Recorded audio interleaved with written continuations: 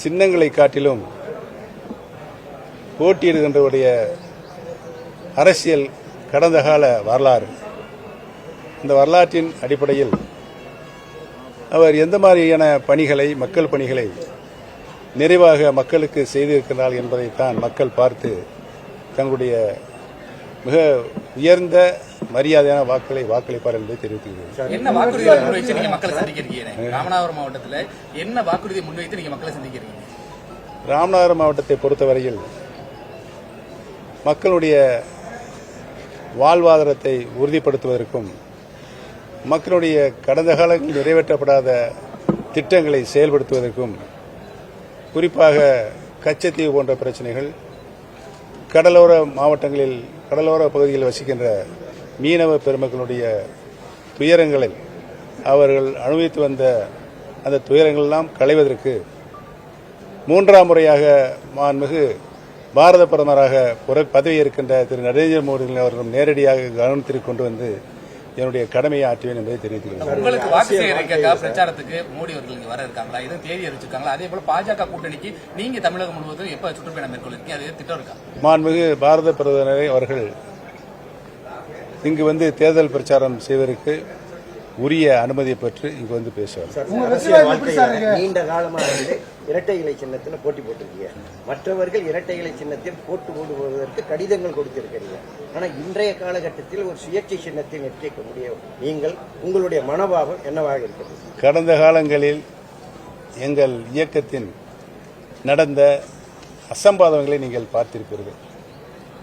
ஜனநாயக விரோத செயல்களை எந்த அளவுக்கு கொண்டு போய் அவர்கள் நிறைவேற்றினார்கள் என்பதையும் நீங்கள் பார்த்துக் கொண்டிருக்கிறீர்கள். அத்தனைகளும் சட்ட பிரச்சனைகளும் இன்றைக்கு நிறைவாக கோர்ட்டில், சிவில் சூட்டில் இன்றைக்கு பெண்டிங்காக இருக்கிறது.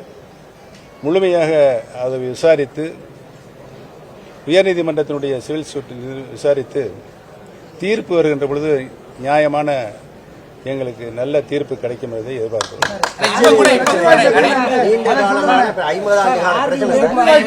இடைக்கால உத்தரவு பிறப்பித்திருக்காங்க.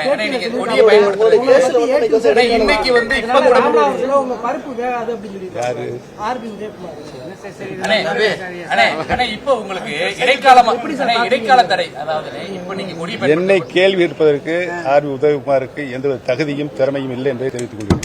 இடைக்காலமா நீங்க கொடியை பயன்படுத்துவதற்கு அனுமதி கேட்டிருக்கீங்க, அதுக்குமே இப்ப நீதிமன்றம் மறுப்பு தெரிவிச்சிருக்காங்க. எல்லா வழக்குகளுமே உச்சநீதிமன்றத்தினுடைய தீர்ப்பின்படி எல்லா வழக்கும் ஒட்டுமொத்தமாக சிவில் சூட்டில் தான் விசாரிக்கப்பட வேண்டும் என்றும், இதற்கு முன்னால் வழங்கப்பட்ட தீர்ப்புகள் எதுவும் பைண்டிங் ஆகாது, சிவில் சூட்டில் சொல்லக்கூடிய தீர்ப்பு தான் பைண்டிங் ஆகும். 50 ஆண்டு கால பிரச்சனை உங்களுக்குள்ள இருக்க போட்டி என்ன சின்ன கேட்டிருக்கீங்க? அமைச்சர் கண்ணப்பன் சொல்றாரு, ஓபிஎஸ் இபிஎஸ் எல்லாம் அவங்க ராமநாதபுரத்தில் ஒன்றும் செய்ய முடியாது அப்படின்னு போன ஒரு கூட்டத்தில் பேசினாரு. அதை பத்தி உங்களுடைய கருத்து? உண்மையிலே அமைச்சர் அவர்களை கண்ணப்பனில் நான் பெரிது மதிக்கக்கூடியவன். அவர் எப்படிப்பட்ட மாறுபட்ட கருத்துக்களை அடிக்கடி மாற்றுவார் என்பதை உங்களுக்கு நன்றாக சொல்லிடுறேன். எனக்கு நான் முதலில் ஆப்ஷனாக பக்கெட் வாலி சின்னம் கேட்டிருக்கிறேன், அடுத்தபடியாக பலாப்பழம் கேட்டிருக்கிறேன், அடுத்தபடியாக திராட்சை பழம் கேட்டிருக்கிறேன். திரு எடப்பாடி பழனிசாமி அவர்கள் கழகத்தினுடைய உச்சபட்ச பதவிக்கு போட்டியிடுகிறவர்கள் 10 மாவட்ட செயலாளர்கள் முன்மொழிய வேண்டும், 10 மாவட்ட செயலர் வழிமொழிய வேண்டும், 5 வருடம் போட்டியிடுவர்கள் தலைமை கழகத்தினுடைய நிர்வாகியாக இருக்க வேண்டும் என்ற திருத்தத்தை கொண்டு வந்திருக்கார். அது எவ்வளவு ஒரு மாபாதக செயல்! புரட்சித் தலைவர் எம்ஜிஆர், புரட்சித் தலைவர் மாண்புமிகு அம்மா அவர்களுக்கு செய்கிற மிகப்பெரிய துரோகம். இதைத்தான் நான் கேட்டேன்.